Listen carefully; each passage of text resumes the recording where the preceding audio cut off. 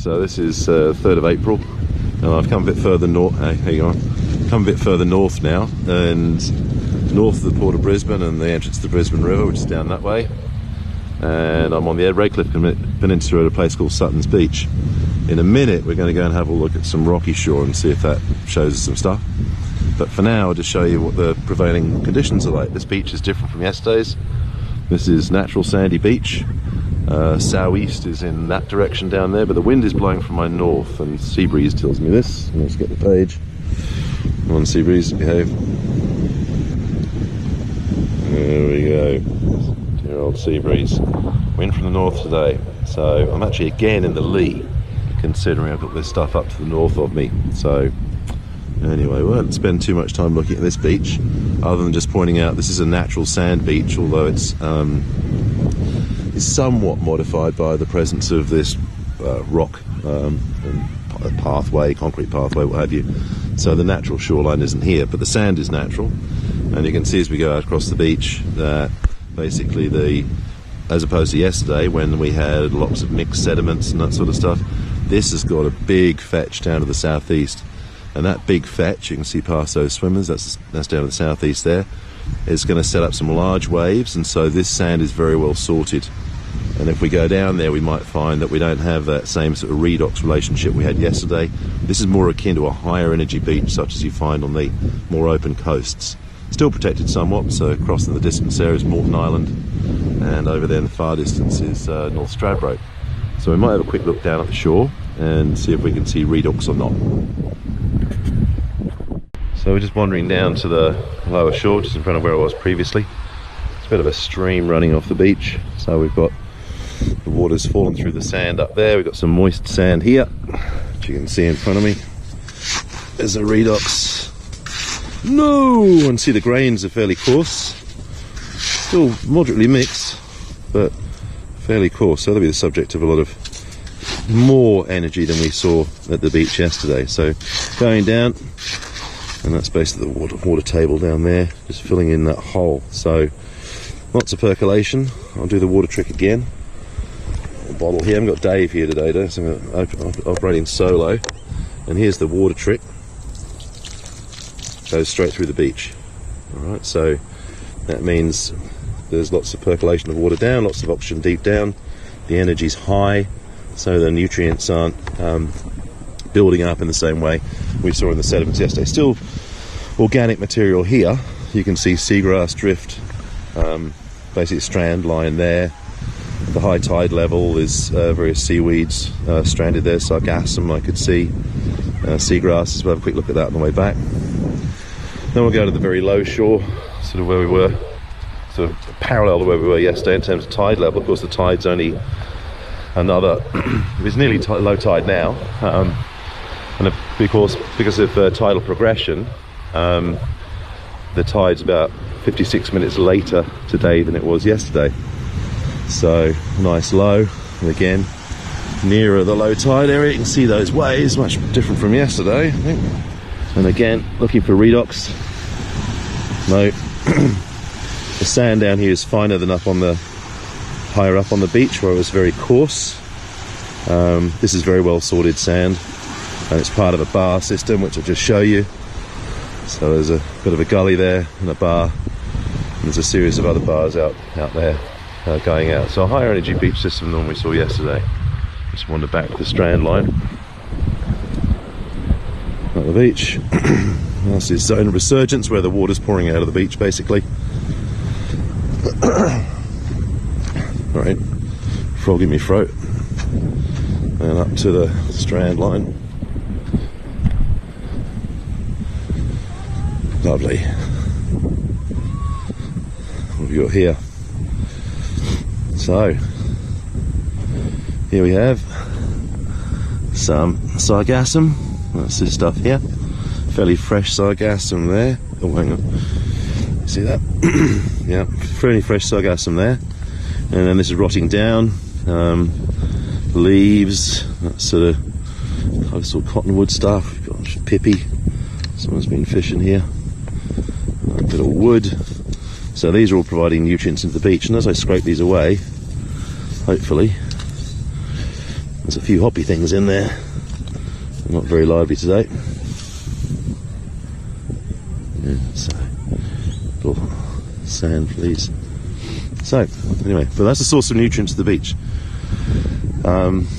That's allochthonous, all right. So that's coming from outside of the system itself. It's been these sargassum attaches to rocks. It's a brown alga. It's got a holdfast. It's got these little vesicles on it, and those vesicles contain oxygen, and then they help them float. There's the vesicles there, if you can see. Got a water bottle. Hang on. There we go. There's the vesicles. A bit close up. Nice. And they hold the plant up so that it can hold its structure into the light and therefore photosynthesize and do very well. So it's a brown alga. Very good. Sargassum. We've got a mangrove leaf over here, possibly. We've got a mangrove propagule. That's off Rhizophora. I don't know if I can see any Avicennia around, but Rhizophora, it's lovely. Alright. No, very interesting strand line. We'll have another little scrape here just in case anything else. Oh, someone's driven a big truck through it, so everyone's into driving trucks on these beaches. There's any hoppy things here. Some insects floating around. I would have expected some amphipods here. Sand fleas breaking this down, but there'll be bacteria and stuff in there. But the nutrients aren't building up in the sand, alright? Unlike yesterday, no redox layout. Okay, no redox, so quite different. So higher energy system, these are allochthonous primary producers, so that's coming from outside of the system. Lower down the beach in the sand there will be lots of diatoms, possibly some dinoflagellates, but primarily diatoms, and they'd be doing the autochthonous primary production. That's the in situ stuff. Surprising little seagrass here, but anyway, that's a higher energy beach system. And a quick look. So back to the bucket and onwards and upwards. So yeah, I've come down the shore a bit, and that's where I was just now, over there near the pavilion-y thing, doing some stuff on the shore. And I've come around to that rocky outcrop, and the rocky outcrop here is quite remarkable, really, for a rocky, well, actually a junction between a sandy shore and a rocky shore. This material here, I'm pretty sure, is latritized basalt. So it's got bubbled up, lots of bubble marks in it. What a fine place for things to live. So often on some rocky shores, pretty good for animals to form shelters in, or to find shelter in. This one's particularly good, rich with little spaces for the animals to creep and slink away. A shore that looks a bit like this are limestone shores, because the limestone, of course, is soluble in carbonic acid, which is basically rain, and humic acid, which is made from any organic material that sits in the little pools. And so they'll have solution holes in them. So it'll resemble this a little bit paler perhaps. The other interesting thing about here is there are mangroves, Avicennia again, like I saw yesterday, but here they're sort of crouched on the edge of a rocky shore. It's quite remarkable, really. Still some pneumatophores poking up. You can see some sargassum caught in the tree here, so you'll see the mangrove's doing its job of catching things. Yesterday it was Lingbia, today it's that. And it's actually found its way through the rock. So here are some pneumatophores from that tree, and there are some more. So the pneumatophores doing their trick, even though I think it's a fairly well oxygenated sediment. But so an unusual situation for mangroves. Let's walk down the shore a little bit. And more pneumatophores and some oysters. So you can see some oysters. Remember the oyster zone yesterday? So that's about mid-lower shore, as we saw yesterday.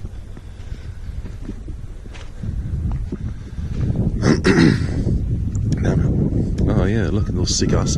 What a weird relationship, you know. This is a Avicennia, a mangrove, and it's actually catching brown algae in its branches, not just the pneumatophores. So they maybe had some rough weather here a little bit, and a high tide. And you can see the sort of zonation there, I suppose. Here on the upper surfaces, you've even got grass growing, for goodness sake. Then some little mangroves you can see nestled in there, again Avicennia. What a strange habitat, what a sort of alien world. And then we come down the shore a little bit, where there's a bit of shade, where there's a bit more moisture, not so much exposure to air. we've got these oysters growing on the sides of the rocks. So these rock oysters, of course, they're filter feeders, which I mentioned yesterday, so they do a good service. But they can only feed when the tide is in. They can't feed when the tide is out. So obviously, the further up the shore they live, the less time they get to feed. The lower down the shore they live, the more time they get to feed. But lower down the shore you go, the more the diversity is higher, and enemies might be able to get you because their physiology, you know, for example, a particular predator has a physiological tolerance for being out of the water when tide is low. It'll be able to reach a certain height. If you can live above that height and still get enough food, then you're going to do okay. You're going to avoid predation. You're going to still be able to feed. Presumably, growth rates higher on the shore would probably be slower than growth rates lower down the shore. But what a quandary for the things that live here. All right, let's wander around a little bit further. Sorry about the single shot. But, interesting. Here's a outcrop of rock, and on it is some, I think it's Ulva rigida. It's a green alga anyway, so you can see the nice green alga there. Often this stuff establishes very quickly when sediments are washed away from a rocky surface. So wave action here, again, I've mentioned, is fairly modest because we're sort of sheltered here a little bit, and obviously there's not enough grazers here to keep this material down, so it's doing quite well. A few flies wandering around the place. On top of the rock there's an ibis having a bit of a hunt. Look at these mangroves, quite remarkable. And then grass growing. And obviously you look at the height of the strands of sargassum in the mangrove trees. This grass is tolerant to salt, so doing quite well. So another strange intertidal habitat, up intertidal habitat. I'll have a look on the rocks in a bit. Let's wander down a bit farther to low water. Oh dear. I think we're seeing some crab grazing action, but I'm not sure. They're quite small. Oh, there's one. See where we went. So that, let's see if we can see some crabs. We'll keep looking. I'm going to put my glasses on, that's the main thing. So crabs will graze on this structure, and as you saw the demonstration yesterday with those fiddler crabs and semaphore crabs, the crabs have got such acute vision that they're gone before you can get near them. Anyway, I might try for some crab action in a bit. This is not really a suitable shore for it. There's a crab hiding there. I'm just getting my shoes wet. You see them run away? Run away maybe? It's hiding there, hiding, just going back in its hole. What a wonderful thing. If I was to leave the camera here, it would get washed away, of course, but I haven't got anywhere to wedge it. I feel safe. Anyway, so the crabs that just disappeared are called Metabographus frontalis, or broad-fronted mangrove crabs. They're grazers. They have special tips to their claws, which allows them to pick off microalgae from the surface of the rock here. We've also found, that's not published yet, so I can't really talk about it, that they are able to open oysters, but certainly I know they graze the surface of rocks. There's one there, look, just. Oh, you're right, Saurus, sorry. Yeah, so the little crabs are sneaking around, yeah? Doing lots and lots of grazing. There's one there, I think. Yeah. So crab grazing. Yeah, so lots of grazing on the shore. I can't see many winkles and limpets and their allies. So most of the grazing here probably done by the crabs. Yeah. All right. Let's not go for a second. Oh, he's just gone down the hole. He's still going down the hole. All right, cool. I've got a helper today. Dave, he's a bit of an expert. Dave Brewer wasn't any good. So what is that? Crab there? Yeah. You see it? Oh, yeah, on the rock. Toby, thank you. Very good. The little one? There. The little one? Thank you. Oh, look, they're running everywhere. Huh? They're running everywhere. So those crabs are grazing crabs. It's Toby, is it? Kobe with a K. Toby. Kobe, sorry, Kobe. Yeah, that's right. There's two crabs. Okay, well done, Kobe. Look.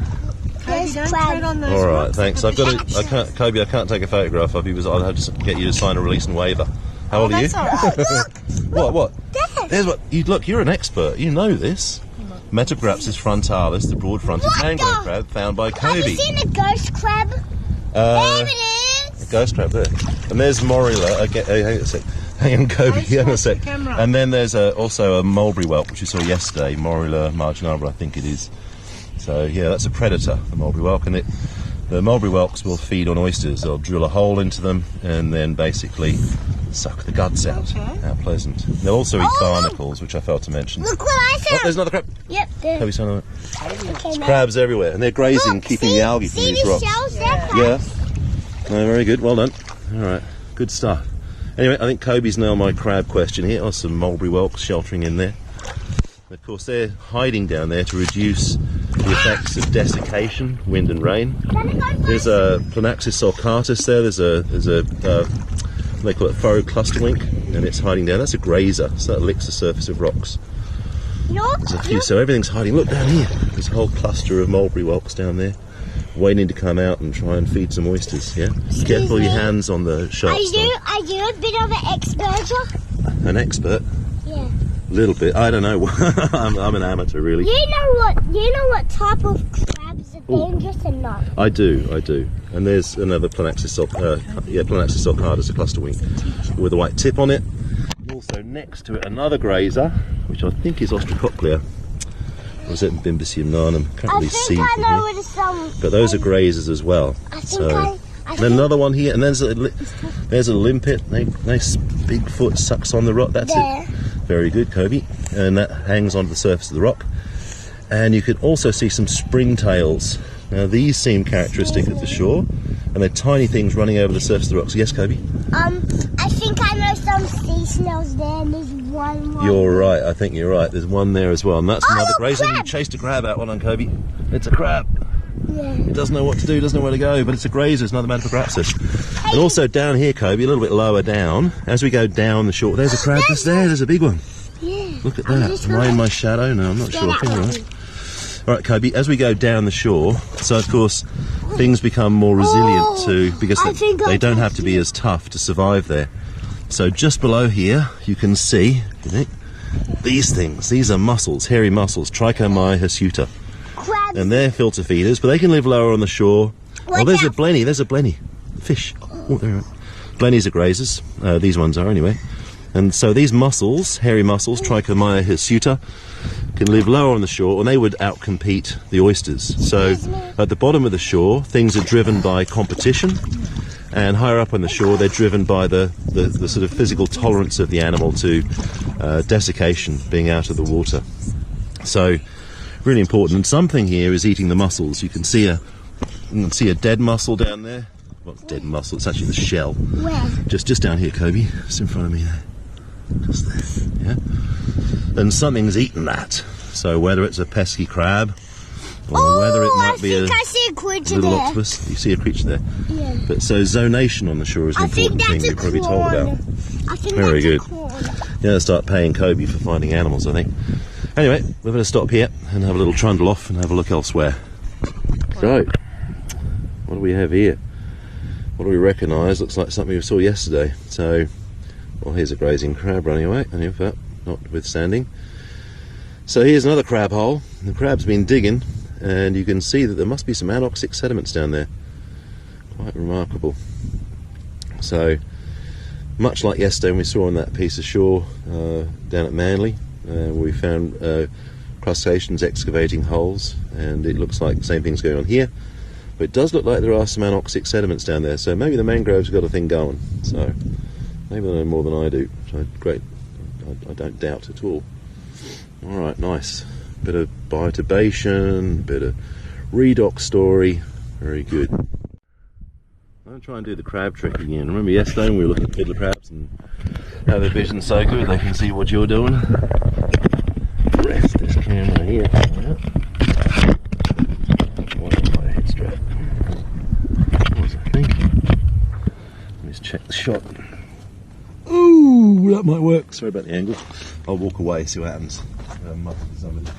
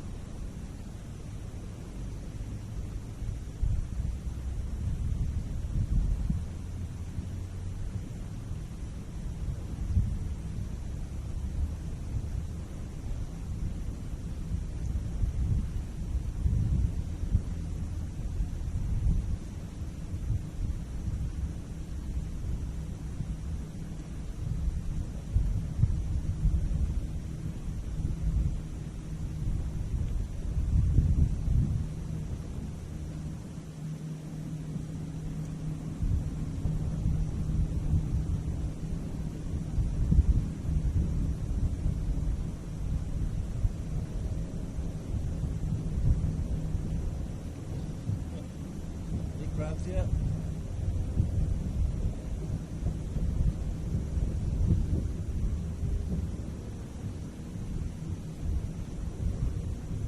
Where's my bloody camera? There you are. Hello, camera. Sorry. Lost you. Come on. Right. Where are we? So were there any? I don't know. And I was hunkering down the shore down there. And don't you know it? The little crabby wabbies are coming out around my feet. So, yeah. So, here we are. Another pool. I do like pools. I remember yesterday I was talking about pools that were created by stingrays, and if they had water in them, then little fish could use them. We saw a large pool in front of those mangroves that had a bunch of little fish in it.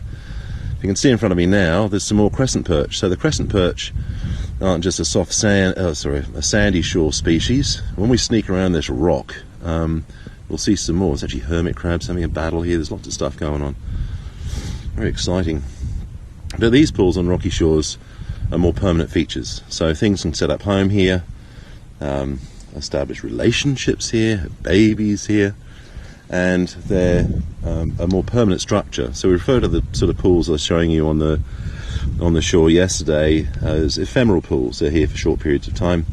Pools on rocky shores such as this will be here for decades, if not centuries. Anyway, let's sneak in. You can probably see those.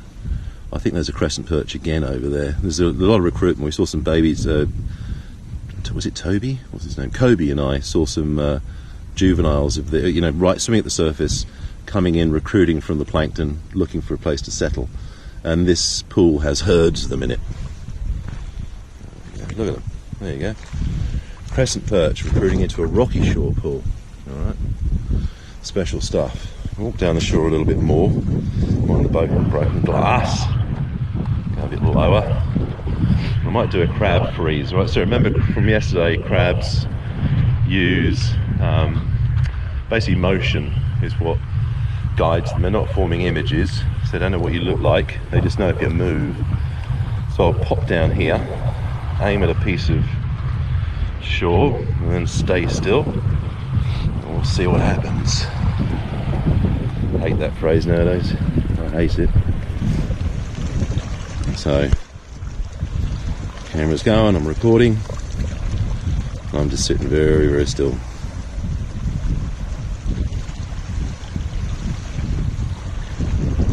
Actually, now I've come out from the shelter, it's quite windy here. Sorry about the wobble.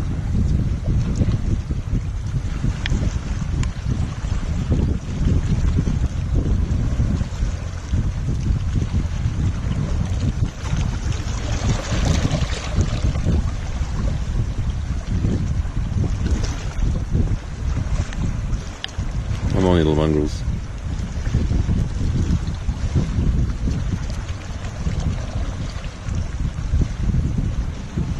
There's one. Hello. How are you? Okay, start feeding. Come on. Chelopleds to the mouth parts. There you go. That's a juvenile Metabographus frontalis. Can't tell the sex. I'm not going to catch it because they're so fast. There's another one popping out, I think.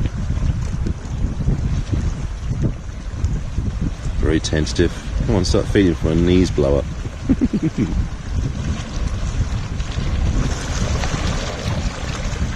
Lovely. Actually, all around me, I've just chosen a spot where I'm just trying to switch angles here. You can see those characters over there. Put my glasses on, Tibbetts. That's gonna go. You know it. There he goes. You can see him. I can't see a dang thing, of course. The bird just flew over, made it twitch. Just grabbing food off the rocks. And it's just there's another one over there having a go. So what they're feeding on is, there's another one there, bye bye, how are you? So you think, what they're feeding on? It looks like bare rock, right? But there's microalgae on the surface of these rocks, lots and lots of it. And what these sort of tropical or subtropical rocky shores are dominated by is very low biomass, and very high turnover. So the surface of all these rocks, microalgae growing, and those microalgae will have such a high turnover the crabs can continue to feed in their little patch near the little hidey hole. Alright, so similar sort of principle to coral reef systems, okay, where you've got the biomass is very low but the turnover, the productivity is really, really high. Alright, so there's a butterfly, intertidal beast. So that's one of the primary producers, that microalgae on the surface of the rock, things like the cluster winks here. There's cluster winks just down there. Yeah, cluster winks just there. Snuggled together, finding cracks to stay out of the wind. Those are grazers.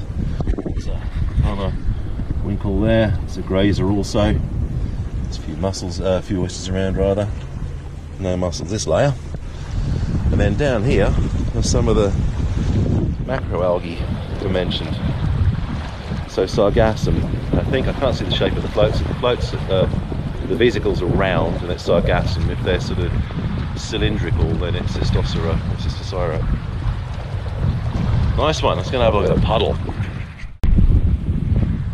All right, we just feel like walk up on puddles because as soon as you get near them, of course, the fish and whatever else is in there will race away. There's a hermit crab over here.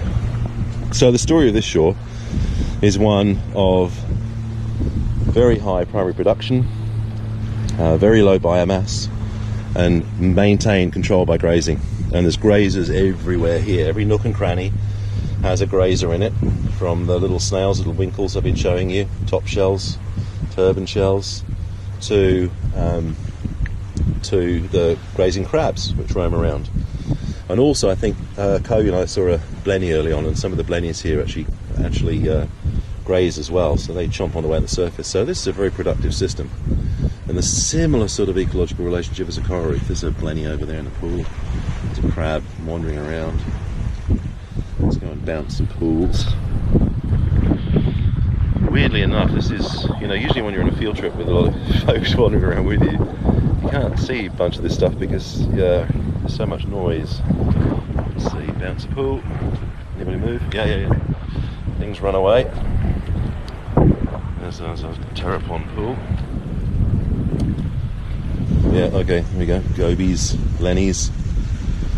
So on the soft sediment shores, you don't tend to get blennies, alright? They're more of a rocky shore. Here we've got a few little mixed habitats. We've got some sand in there, of course, so the gobies quite like that. So on this sort of shore, you've got a mix of sand and rock. You can have both gobies and blennies. In a reef system in the intertidal, you'd largely have it'll be largely dominated by blennies, and in tropical systems, and some down here, they're actually predominantly grazers rather than carnivores. There's actually a shrimp on the far side tugging at a crab claw. Let's see if I can get close to that.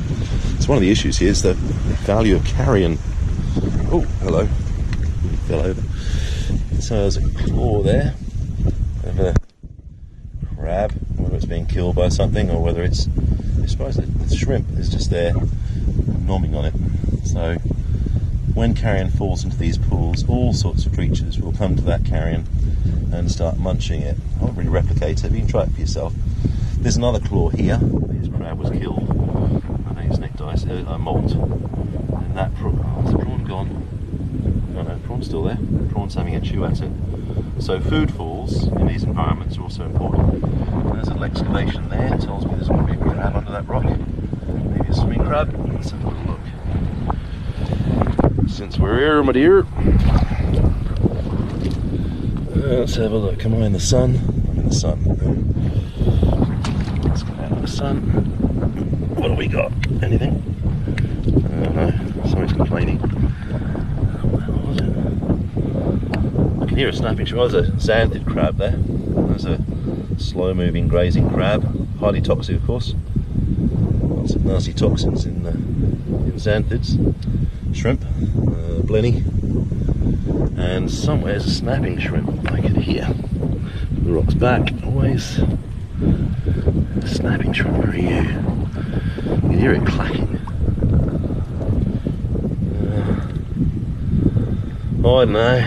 Alphaids, they are. Snapping shrimp, wonderful things. What's here? It's not crepidula, is it? Nope. It's a bit of a ball. Alright, so what have we covered? structure of the shore, habitats. Remember, these pools are fairly permanent, not in geological timescale, but certainly in a human timescale. And there's a more complex community than we saw yesterday. Good stuff. All right. Figure out what else to do. Well, there's a bit of unnatural habitat here. So this is the highly complex shore structure of that basalt. The gas bubbles in the basalt were left behind. They've eroded, and that forms lots of little living spaces for creatures here. If we look across the shore, we can see that oyster zone. So we saw that yesterday. Then below, immediately below that, are those hairy mussels. So zonation's pretty strong on this shore. And then let's have a look over here. So this is a man-made, or not man-made, a person-made structure, but it's starting to accrete marine life. All right. So I'm not sure the date of the Sutton's Beach development, but certainly a couple of interesting things to note here. Here on this wall, on the side of this boulder rather, we've got lots of little barnacles scattered around. We've also got some limpets. See the limpets there? Limpets here. So the limpets are grazers, if they can find a place to graze, and the barnacles are filter feeders. Now, interesting, if you notice where the sun is, the sun on this surface, so we've got barnacles all the way up here. We don't have barnacles on this surface. We do have limpet here though. This might be due to the aspect, the angle of the sun. You can see the green tinge to the rock, and those are microalgae, and certainly grazers would love those, and these limpets would hop out when they're a bit moist and go and graze around. But certainly barnacles on this face seem to be restricted much lower down the rock than, if you recall, that side of the rock there. So this is so sheltered and therefore it will dry out less, and the barnacles can live higher on the shore because they're not subject to desiccation as you come around the face of the rock. So they're driven lower because of the problems associated with desiccation. These guys would probably have longer feeding times than these folk up here. Yeah. Also, the limpets seem to be higher on the shore. And I can see one there. I'll not assume too much Tibbetts. What else have we got going up here? Lots of, I can't get to them, but there's lots of winkles on the shore there, and again they're clustered into little nooks and crannies protecting themselves from the desiccating effects of wind and sun. And again there, those little white blobs are periwinkles, and they're the highest dwellers on the shore typically, right at the very height of the tide. These guys, this is a neap tide today, so the range of the tide's only a metre. If I show you where I am now, and those winkles are sort of about 1.5 metres up, then there's the sea over there, so the tide won't come in today for those winkles. All right, so the periwinkles will not get wet today unless there's some splash associated with the wind action, with wave action we've got at the moment. So yeah, shore level marine creatures can live above tide level, but it's a tough existence. All right, so there's winkles, there's not a lot of green on the surface of that rocks, but still microalgae are driving those. So yeah, your height on the shore, and here, those winkles there, if you can see them, are high, very high up on the shore, and probably above the range of the tides, because I can't see any discoloration on the rocks. No, I can't. And if we keep the camera level, you'll see they're way above where those mangroves, and the grass is on the shore. That's bizarre, hey? Alright, so way above that. That's sort of keeping it level now. Alright, so the winkles are way high up, and again that's a feature of splash. Alright, splash can let you live higher up on the shore. But we don't find terrestrial creatures so much moving down the shore. Alright, so we'll wander around and move past the crescent perch, Terrapon jabwa. So bye guys. I'm going to look at some other stuff, find me bucket. Alright, ciao. Well, I didn't get 2 feet, so there's a terrapon pool, and then I came across this. So these are cluster winks clustering. If you can see that, I've got my floating glass rock again. So everyone is sharing the same space, and that crowding's allowed them to reduce desiccation. You also find these on the beach rock up at Heron Island. Some little baby barnacles around, and there's another lonely cluster wink, obviously the one that was rejected from the group, poor thing. So yeah, if you can, avoid desiccation. Surface the rock, under the rock. Lots of things under the rock, on the edge of the rock, where there's like lots of shade. Remember, things that live on a shore like this have to, well, there's Bembicium. There's a Bembicium. That's that little, the whitish coloured one on top of the clusterwink. Yeah, clusterwink has a grey peak on it. Bembicium, lovely, very good.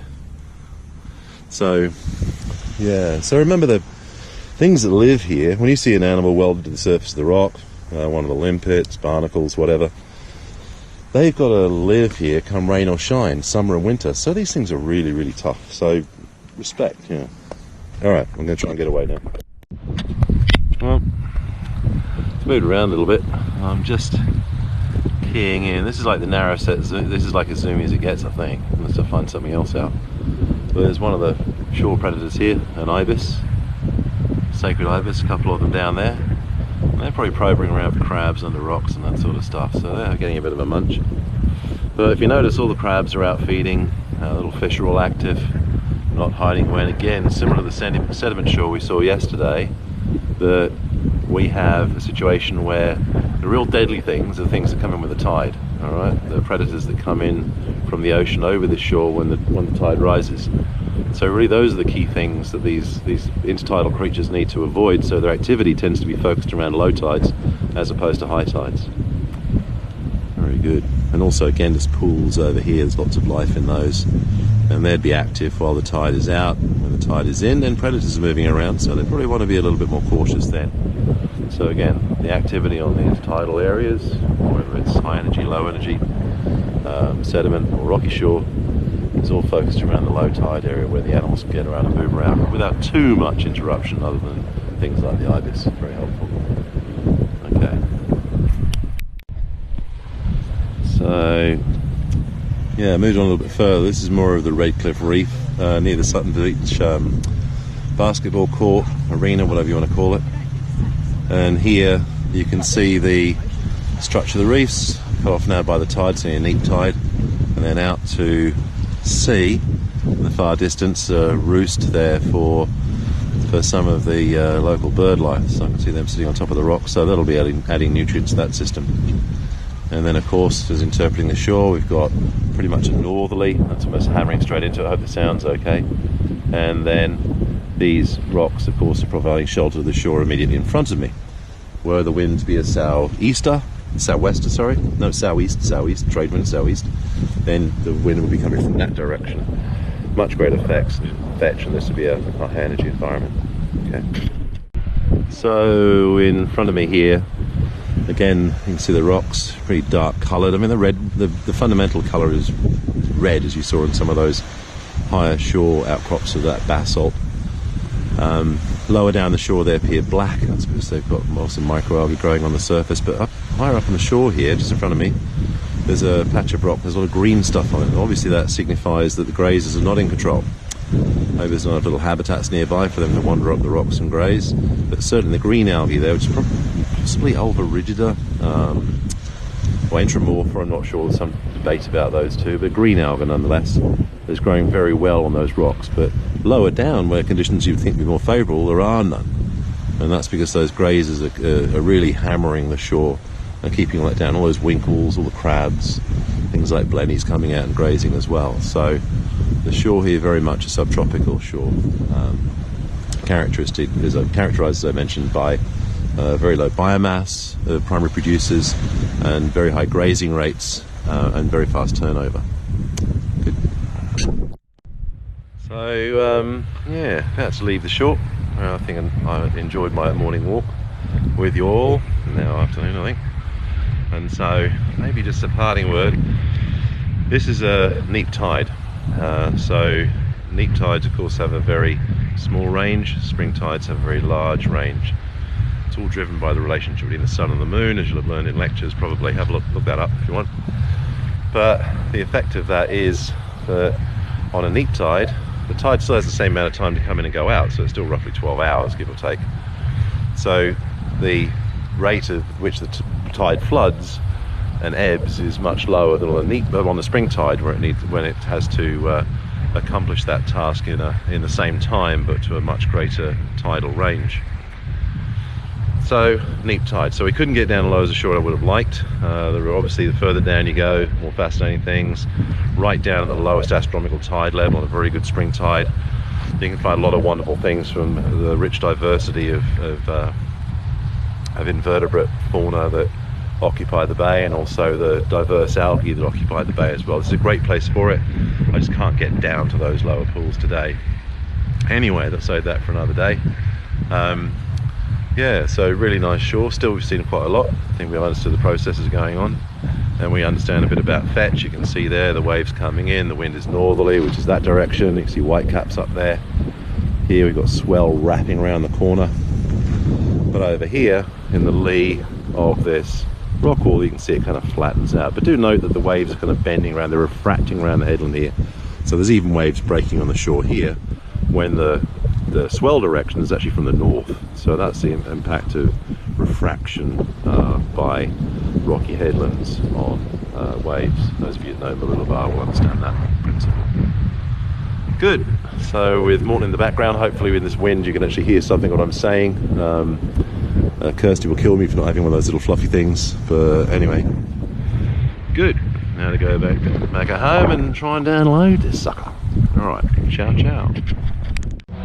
So this bit's for Daniel Harris, and happily accompanied by music, and about beach, a little bit about beach structure I suppose, and Dan might want to we'll talk over this element. But here, this is an example of a higher energy shore inside the bay kind of thing. Okay, so it has some of the characteristics of your open ocean beaches.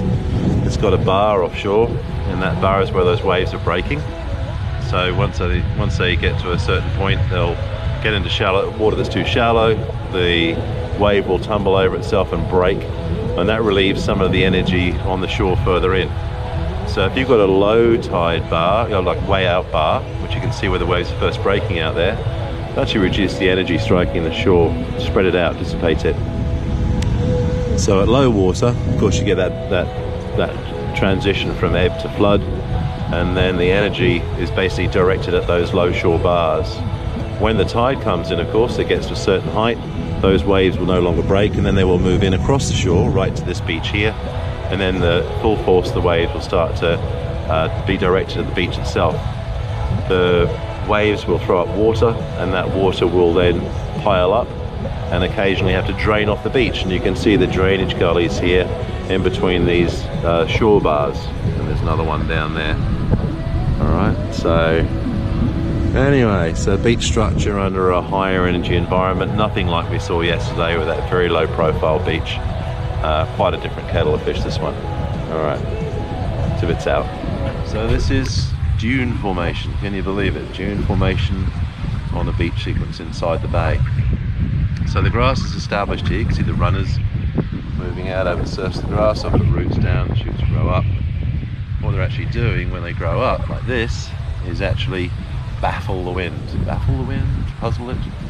No, what they do is they slow it down. Alright, so the wind blowing here, and if you remember, we've got northerly today, but usually it's coming from that direction, southeast. That's going to blow across the surface of the sand. If it's strong enough, it's going to actually pick particles up. Very similar to the Hillstrom diagram I mentioned yesterday when I was talking about the soft sediment shore down at Manly. So the particle, the wind, the air of course, is much less dense than water. So it can pick up only very fine particles, and if you have a look at the sand in front of me, it's nowhere near as coarse. All that's wind blown, right? So high wind, blow that. And then what the grass does is it slows the wind down in the same way as the Hillstrom diagram when you reduce the energy so the particles sediment out. So it'll fall out, and you can see they've been bound together. If we move up a little bit, you can see, here we go, look at that, that's a dune. That's a baby dune, it's so cute. Alright, so I don't know what species of grass this is, someone hopefully will enlighten me, but you've got dune formation going on here. It's very similar to what I was talking about in regards to things like mangrove nematophores, seagrass blades sticking up off the seabed. We haven't seen any seagrass yet, I'll be in trouble for that. But so what's happening is all that stuff that sticks up slows the velocity down, particles fall out. When they've fallen out, then the root systems or rhizomes can bind them all together, and then that stops them being moved further. So you get a beach berm. and there's a beach bum in the background and a beach berm here. Anyway, so pretty interesting, and someone hopefully will enlighten me as to what the plants are. I mainly focus on the subtidal stuff, but yeah, very interesting. No doubt this will be a full dune system in a number of years, but my bet is the council probably comes in and removes it. So yeah, particle transport, again, big thing to interpret shores, right? So first think about where the energy is when you get to a shore. Where's the sun coming from? What's the aspect of the shore? What angle is it striking the surface of rocky shores? Where's the shelter from the wind? What's the predominant wind direction? So you might be on there a day when it's atypical, such as this with a northerly, when the southeasterly trades dominate. So always think about the broader context when you're visiting a shore.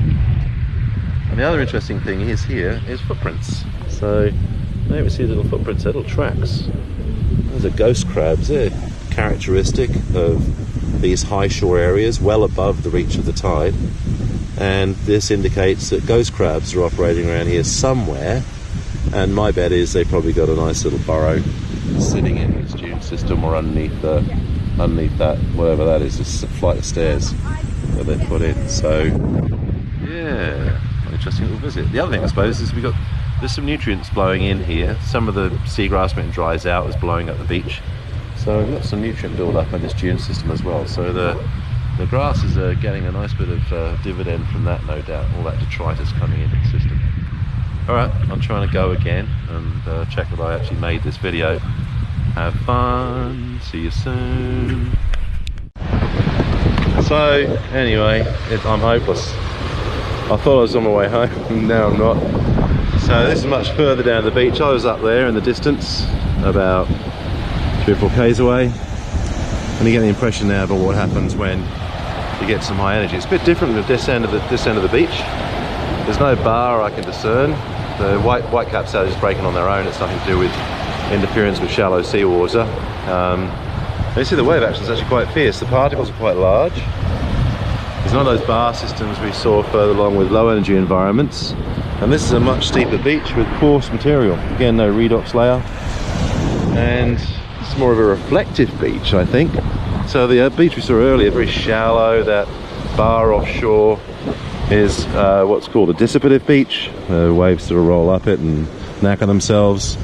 And then here I think we're a reflective beach where the waves are coming crashing in. If you see, the water deepens very rapidly quite close to the beach. And I'm making my way over to there. Scott's Point, I think it's called. What a hidden treasure. Anyway, might be some climate change. I'll get back to you in a minute. Well, stuck again before the rocks. And in the strand line, I don't know. Looks to me a bit like a coconut tree. Well, the sandflies are savaging it. You see them scurrying around the surface. Beautiful. Lots of them around. Probably laying eggs in the sargassum. They get some babies going. Sometimes you find lots of maggots in their stuff.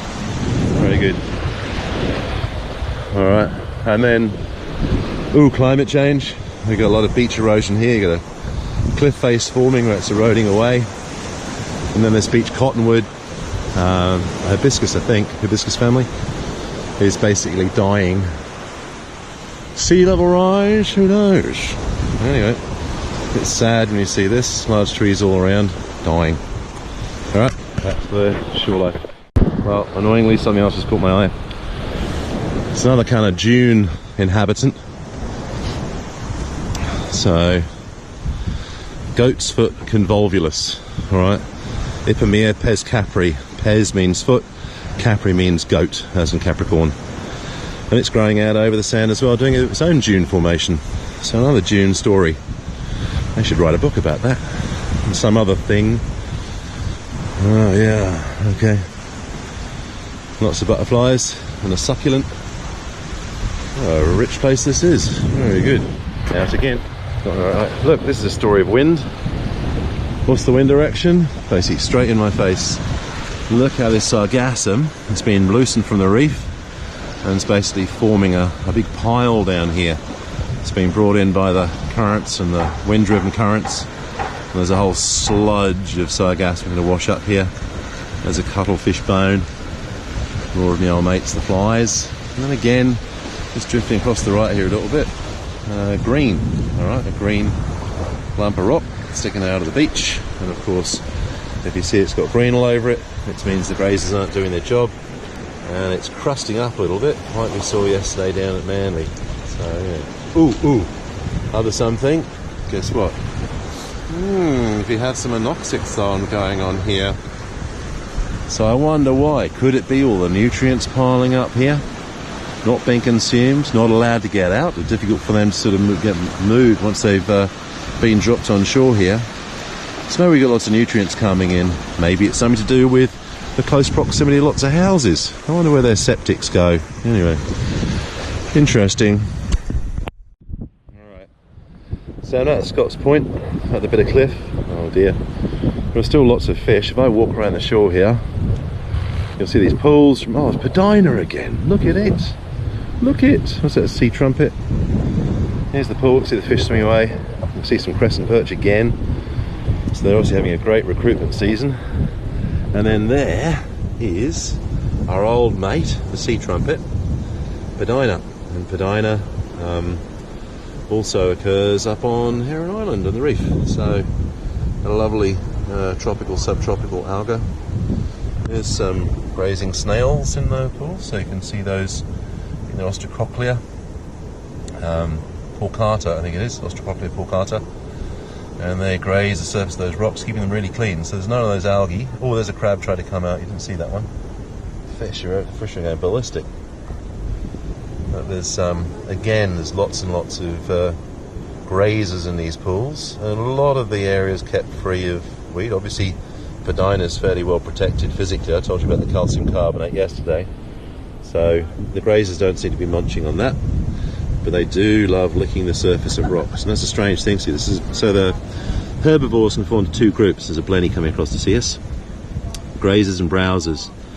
Browsers are animals that pick bits off of plants, all right? They select particular parts of a plant. So think of giraffes and acacia trees.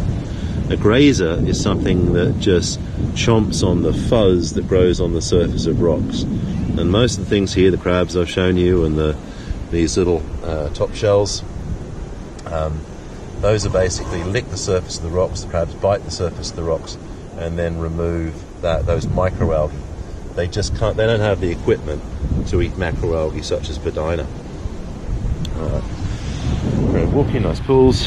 Different geology here to the previous one. Again, volcanic, I think, and so providing much less opportunity for little nooks and crannies. And obviously, growing on these open surfaces with no protection from the sun is a very challenging business.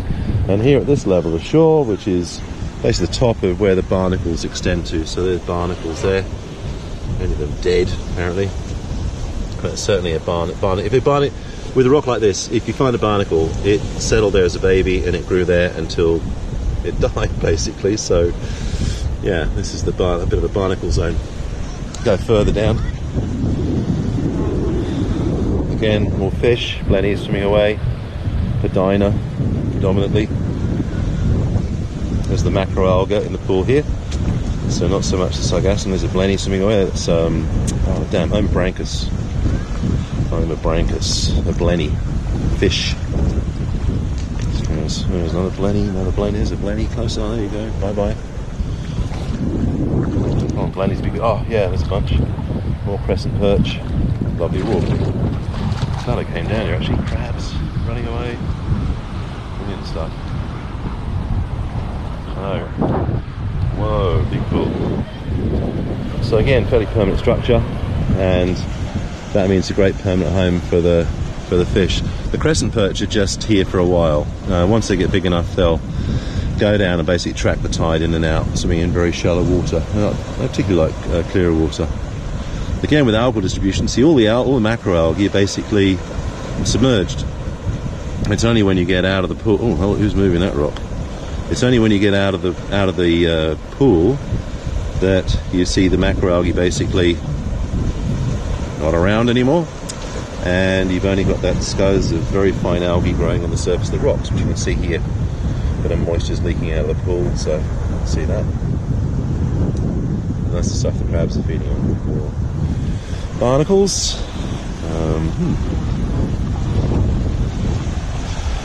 There's sargassum base there. Red alga. I'm not sure which one that is. Hopefully Kath can tell us. And then down lower on the shore. The waves are going to make it difficult to hear anything now, but look at the wave action on this. So this is a fairly high wave energy platform for inside the bay. Look at the fetch. That's like north of Morton Island, so it's only the sandbars north of Morton that are protecting us. And actually a fair old wave coming in here. See the sargassum swaying around, those floats keeping it up, those vesicles keeping it up in the sunlight. Looking forward to winter when the algae do very well in the bay. And then here in this splash zone, tides just started to turn now. We've got a few oysters. Oh, well, I'm getting wet. A few oysters. And yeah, amazing stuff. Keep wandering around. So quite different volcanics here.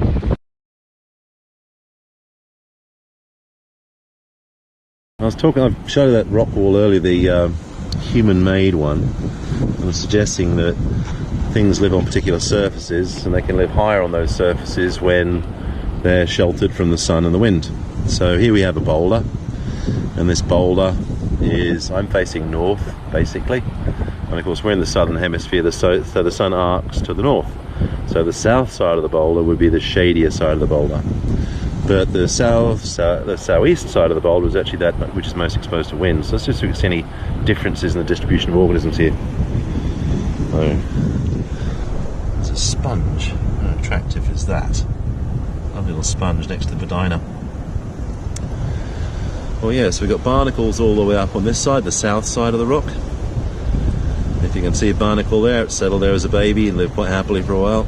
And then as we go to the north side of the rock, it's the same material.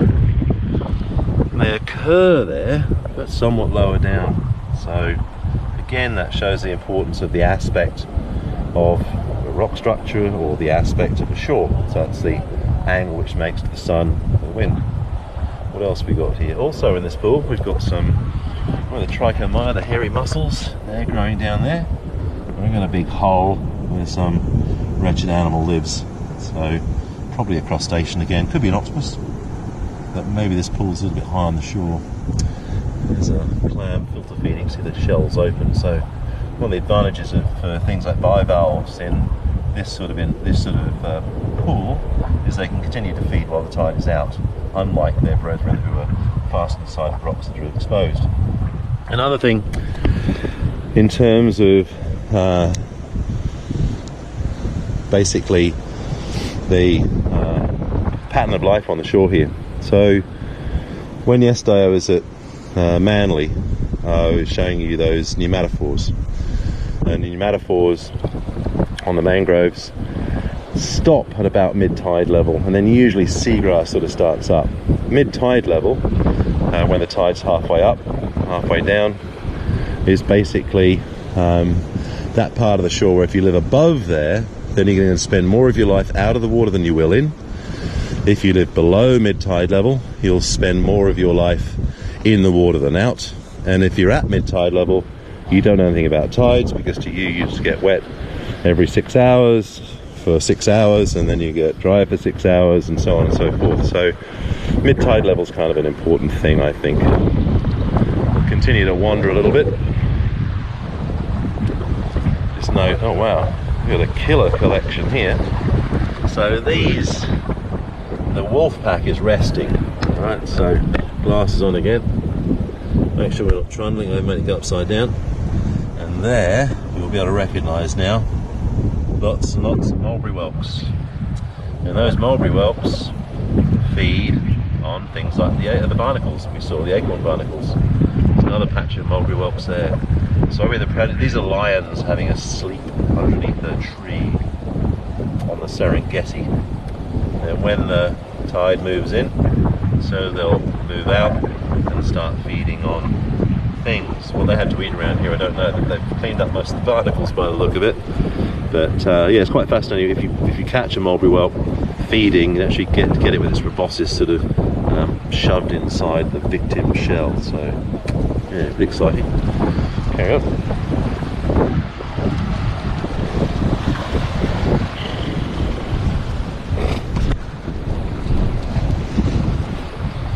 Now, if you doubt the shores are erosional, then this one's collapsing. I'm not sure what that rock is. I'll have to look it up. No doubt a geology website will have it. But this is an eroding shore. It's an eroding feature. It's not a depositional shore. Depositional shores are sand, mud, sandy mud, muddy sand. But look at these things have fallen down, and that wall up there is under a bit of threat. So it's eroding fairly rapidly, kind of protecting itself a bit. You can see the vegetation slipping down the side. Yeah, scary stuff. All right. Anywho, wander.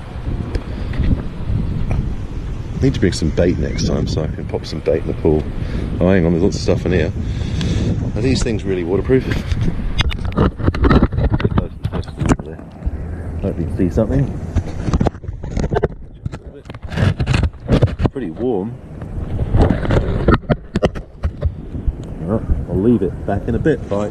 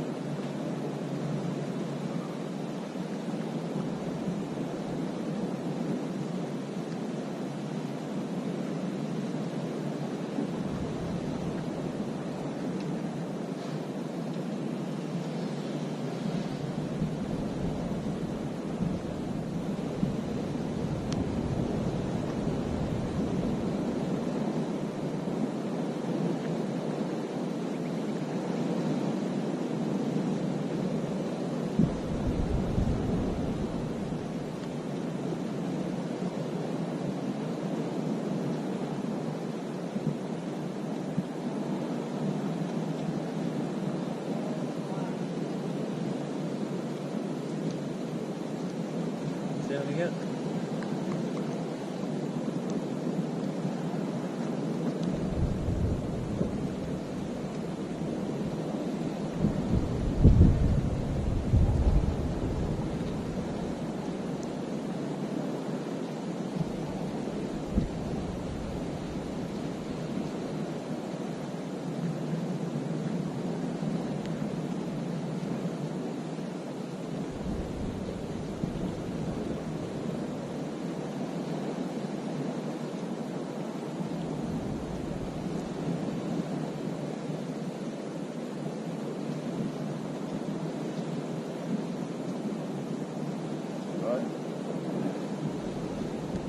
Probably enough.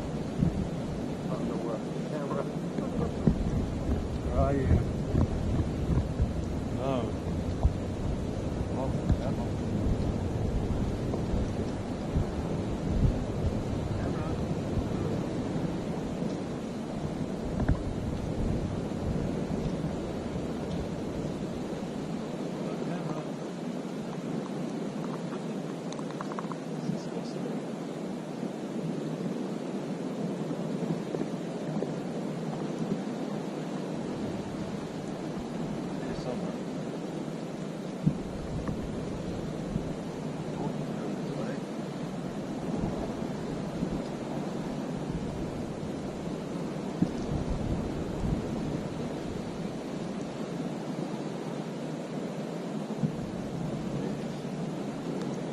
Where are you?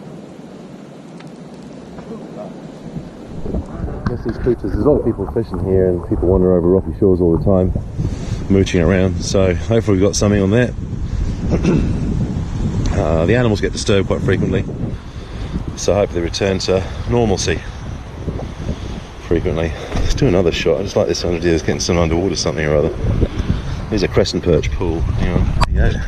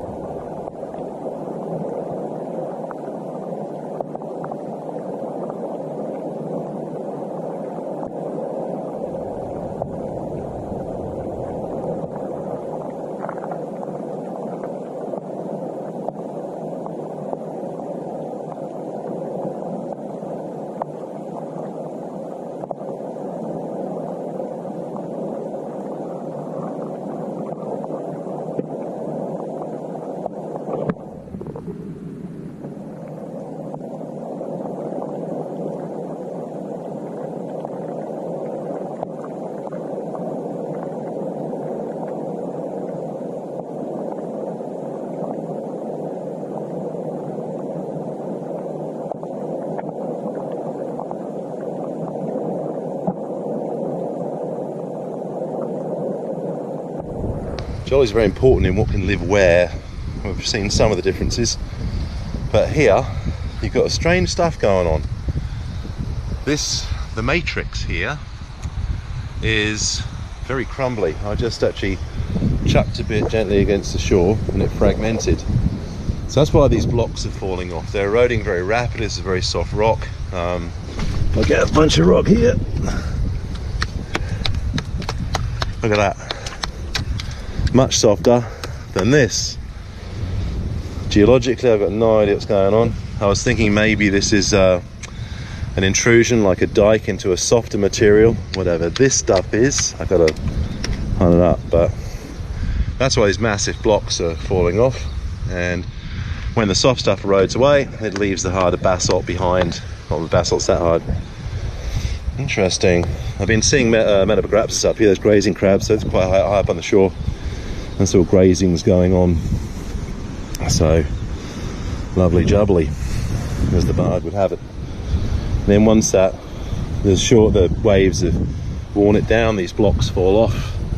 And then that's what contributed to these boulders sitting around these pools on the shore, which you can see. So basically, they are sort of basalt, indurated basalt, lateritized basalt, that means enriched in iron, that's collapsed out of this cliff. We can see morula there if you look carefully. You can see barnacles as well. And this on a north-facing shore. So maybe the porosity of the rock retains moisture. Who knows? Maybe the softness of that rock allows things to burrow deeper into it. So I'll just get closer. You can see the morula and the barnacles. It's much higher up than that other rock I showed you. I was talking about aspect. There are the barnacles. Hello, morula. Where are you? There you are, morula. All right, Mulberry whelks. So geology has a lot to do with shaping the shore. We've got some little littorinids there, hiding away. They'll be out licking the rock as well. And all those little raspers, they're rasping gradually, the tongues of those littorinids will gradually wear away that as well. So there's a biological process breaking this shore down. There's a littorinid hiding a little hole, sheltering out of the wind, avoiding desiccation. So yeah, you learn something. Interesting stuff. Okay, it's me done, I hope. Probably not. More clusterwinks here. So again in the furrow, clusterwinks hiding. Clusterwinks, a bunch of cerithids. Those sort of tall snails. Cerithidae. I'll look it up. Put it on. Post it on. There's a Bembicium. No, that's Ostropochlea pulcata, sorry. And then again Planaxis sulcata, so it's clusterwinks. So lots and lots of grays. They're all hiding in holes. When this area gets moist, they'll be out feeding like you wouldn't believe. We're wonderful. Alright, I'm trying to find Cystostera trinotus. I found some earlier on. Just forgot where the pool is. Oh, it's a brown alga, macroalga, like your sargassum, but the vesicles are cylindrical. Chaps, where are you? Oh look, oh no. Oh, damn, the shore. Bigger than you think. Oh, here we go, found it. Remember the rock. Okay, crabs, go away. So here we go. Oosa. So, hopefully you can see. Cystostera cystosira trinotus. It's in that fucoid group with sargassum, I think, Cap will kill me, but it's got three little cylindrical nodes. That's the trinotus bit, and it's a sister group to sargassum, cystosira, and they do the same sort of thing, same sort of habitat, provide shelter, food actually for some fish. Things like rabbitfish love this stuff. They're browsers, and they go to town on this. Anyway, another brown macroalga. Cheers. No reds yet. And just to reinforce the wave action and the steep angle of what I think is a reflective beach, but I'll ask Dan. I'll flick up a little thing if I can ever get to learn that bit of the technique. Let you know.